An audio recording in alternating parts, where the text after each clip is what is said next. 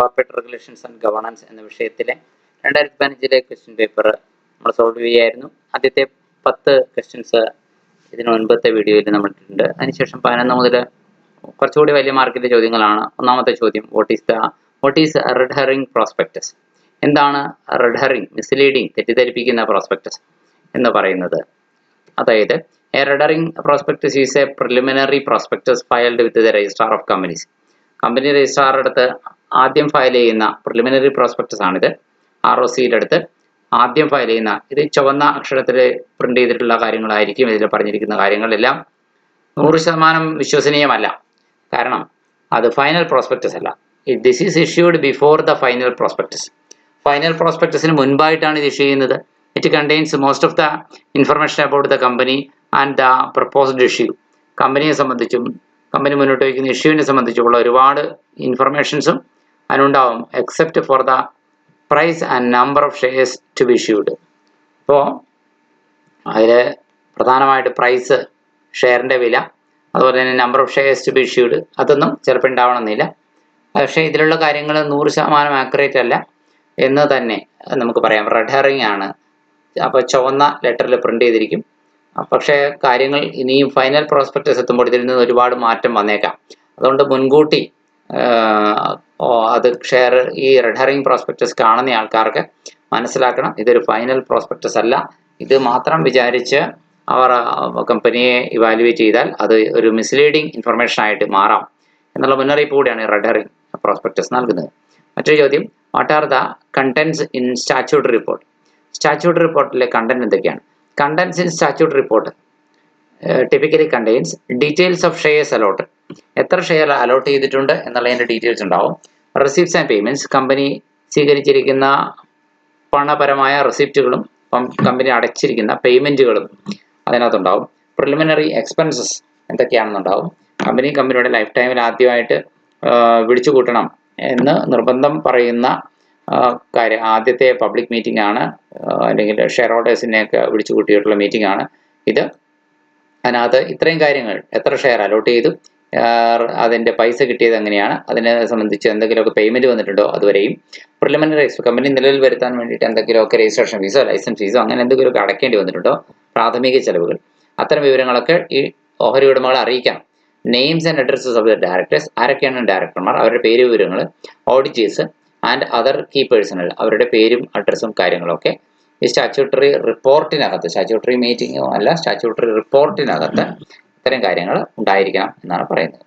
ഇനി അടുത്തത്, name out the committees of the board.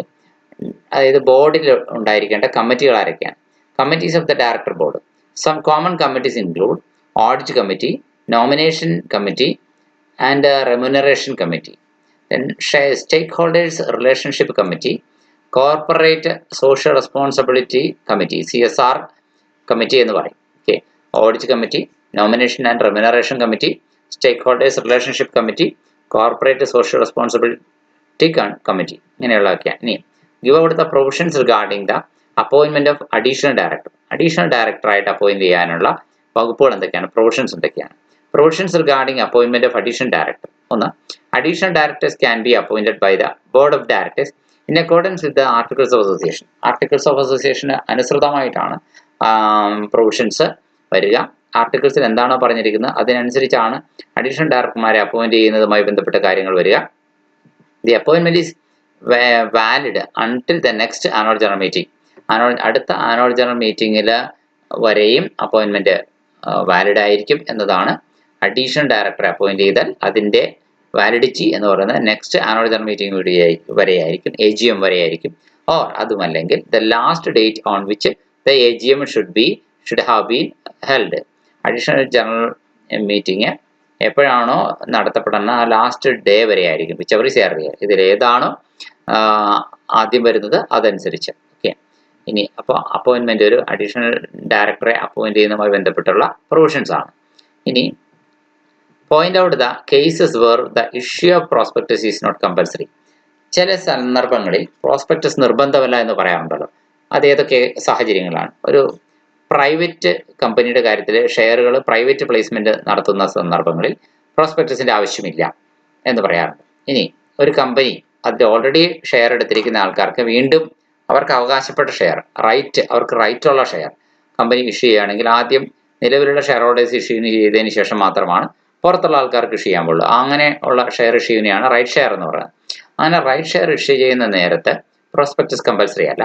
അതുപോലെ തന്നെ ഇഷ്യൂ ടു ക്വാളിഫൈഡ് ഇൻസ്റ്റിറ്റ്യൂഷണൽ ബയേഴ്സിന് QIBs അവർക്ക് ഷെയർ ഇഷ്യൂ ചെയ്യുകയാണെങ്കിൽ സ്ഥാപനങ്ങൾക്ക് ക്വാളിഫൈഡ് ആയിട്ടുള്ള ബയേഴ്സിന് ഷെയർ ഇഷ്യൂ ആണെങ്കിൽ അതിന് വേണ്ടിയിട്ട് പ്രത്യേകിച്ച് പ്രോസ്പെക്ടസ് ഇഷ്യൂ ചെയ്യേണ്ട ആവശ്യമില്ല. Issue to employees under ESOP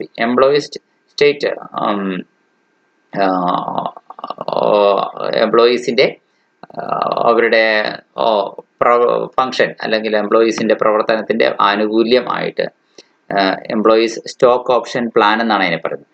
അപ്പോൾ അത് എംപ്ലോയീസിന് ഒരു സ്റ്റോക്ക് എന്ന് വെച്ചാൽ ഷെയറിൻ്റെ ഗ്രൂപ്പാണല്ലോ, അതെടുക്കാനായിട്ട് എംപ്ലോയീസിന് വേണ്ടിയിട്ട് പദ്ധതി പ്ലാനുകളുണ്ടെങ്കിൽ അത് പ്രകാരം അവർക്ക് ആനുകൂല്യങ്ങൾ കൊടുക്കുന്നത് ഷെയറിൻ്റെ രൂപത്തിൽ കൊടുക്കാം. അതാണ് ESOP എന്ന് പറയുന്നത്. അപ്പോൾ എംപ്ലോയീസ് സ്റ്റോക്ക് ഓപ്ഷൻ പ്ലാൻ അനുസരിച്ച് ഷെയർ ഇഷ്യൂ ആണെങ്കിൽ അപ്പോഴും ഈ പ്രോസ്പെക്ടസ് ഇഷ്യൂ ചെയ്യേണ്ട കാര്യമില്ല. ഓക്കെ, റൈറ്റ് ഇഷ്യൂ കൊടുക്കാൻ നിലവിൽ ഷെയർ എടുത്തിരിക്കുന്ന ആൾക്കാർക്ക് വീണ്ടും ഷെയർ ഇഷ്യൂ ചെയ്യുന്ന സിറ്റുവേഷനാണ് റൈറ്റ് ഇഷ്യൂ. അങ്ങനെയുള്ള സന്ദർഭങ്ങളിൽ അവർക്ക് വീണ്ടും അനുവദിക്കാം. അതുപോലെ തന്നെ അതിന് പ്രോസ്പെക്ടസിൻ്റെ ആവശ്യമില്ല. ഷെയറുകൾ പ്രൈവറ്റായിട്ട് ഓഹരികൾ കളക്ട് ചെയ്യുകയാണെങ്കിൽ പ്രൈവറ്റ് പ്ലേസ്മെൻറ്റിൻ്റെ സമയത്ത് പ്രോസ്പെക്ടസ് ആവശ്യമില്ല.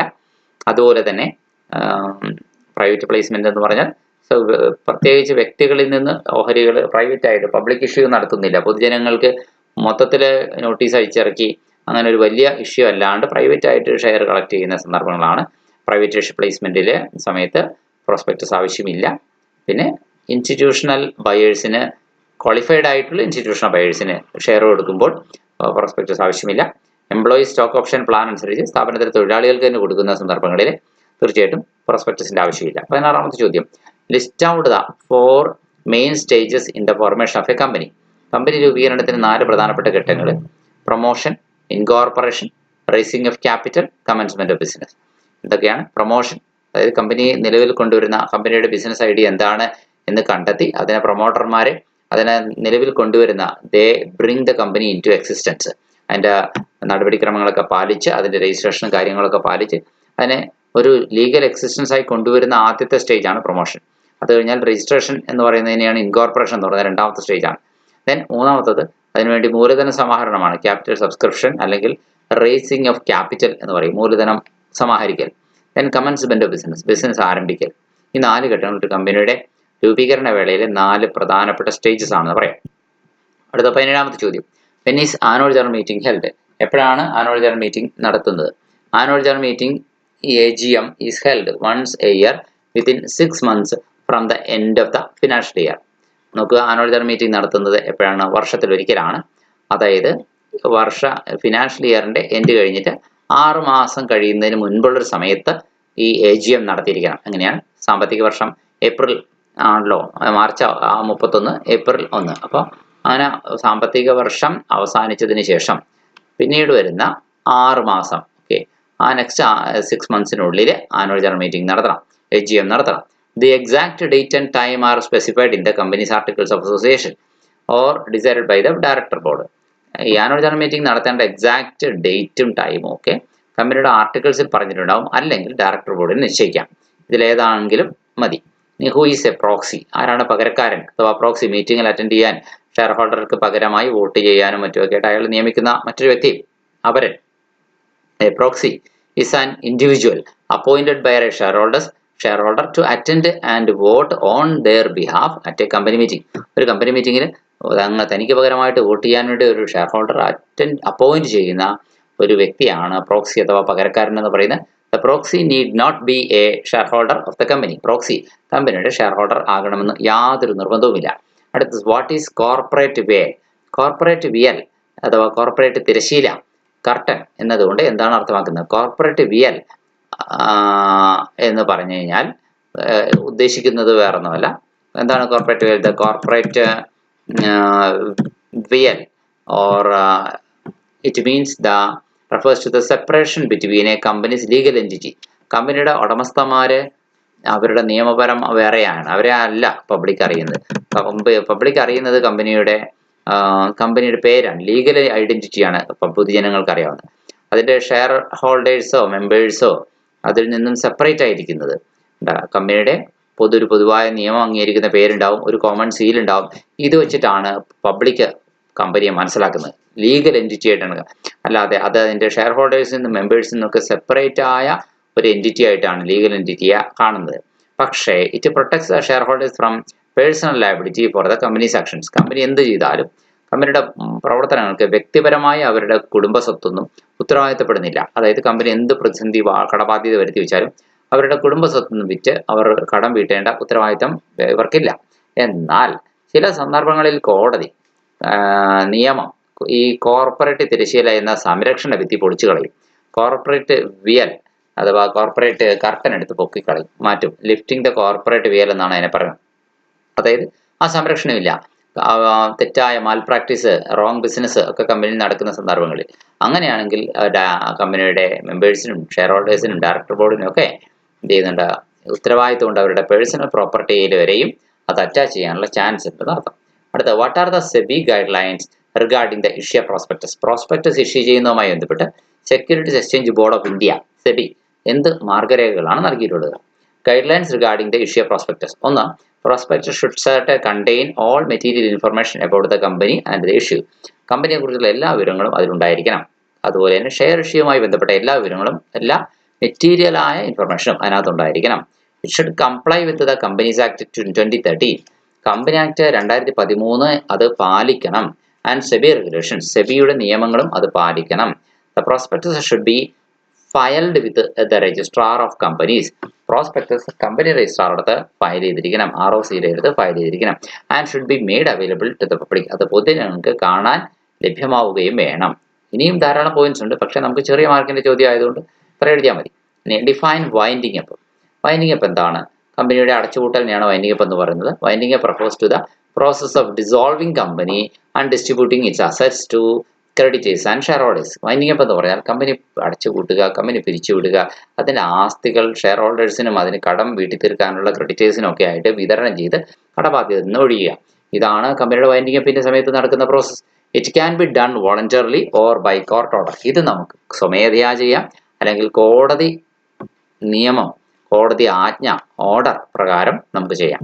ഇനി who can demand a poll. ആർക്കാണ് ഒരു വോട്ടെടുപ്പ് അഥവാ പോളിന് ആവശ്യപ്പെടാവുന്നത് കമ്പനി മീറ്റിംഗിൽ വെച്ചിട്ട്? Members holding at least 1/10 of the total voting power. കമ്പനിയുടെ ടോട്ടൽ വോട്ടിംഗ് പവറിന്റെ 10/1 വോട്ടവകാശം കൈവശം വെച്ചിരിക്കുന്ന മെമ്പേഴ്സിന് തീർച്ചയായിട്ടും ഒരുമിച്ച് ചേർന്നുകൊണ്ട് ഒരു വോട്ടെടുപ്പ് ആവശ്യപ്പെടാം. അങ്ങനെയാണ് അവിടെ ചർച്ച ചെയ്യുന്ന ഇഷ്യൂവിനെ സംബന്ധിച്ച് വോട്ടെടുപ്പ് ആവശ്യപ്പെടുന്നത് ആർക്കൊക്കെയാണ്? മെമ്പേഴ്സ് ഹോൾഡിംഗ് അറ്റ്ലീസ്റ്റ് 1/10, 10/1 ഓഹരികൾ കൈവശം വെച്ചിട്ടുള്ള ആളുകൾക്ക് ഒരുമിച്ച് ആവശ്യപ്പെടണം ടോട്ടൽ വോട്ടിംഗ് പവർ. ഇനി any 5 members present in person or by proxy. ഏതെങ്കിലും 5 വ്യക്തികൾക്ക് നേരിട്ട് ഹാജരായിട്ടുള്ള, അല്ലെങ്കിൽ പ്രോക്സി ആയാലും മതി, പ്രോക്സി മുഖേന ഹാജരായിട്ടുള്ള ഏതെങ്കിലും 5 മെമ്പേഴ്സിന് പോൾ ആവശ്യപ്പെടാവുന്നതാണ്, വോട്ടെടുപ്പ് ആവശ്യപ്പെടാവുന്നതാണ്. ഇതാണ് നമ്മുടെ പാർട്ട് ബി എന്ന് പറയുന്ന സെക്ഷൻ. ഇനി അടുത്തത് പാർട്ട് സി ആണ്, കുറച്ചുകൂടെ വലിയ മാർക്കിന്റെ ചോദ്യമാണ്. അടുത്ത വീഡിയോയിൽ 2015 നമ്മളിപ്പോൾ കണ്ട ക്വസ്റ്റ്യൻ പേപ്പറിന്റെ 22ാമത്തെ ചോദ്യം.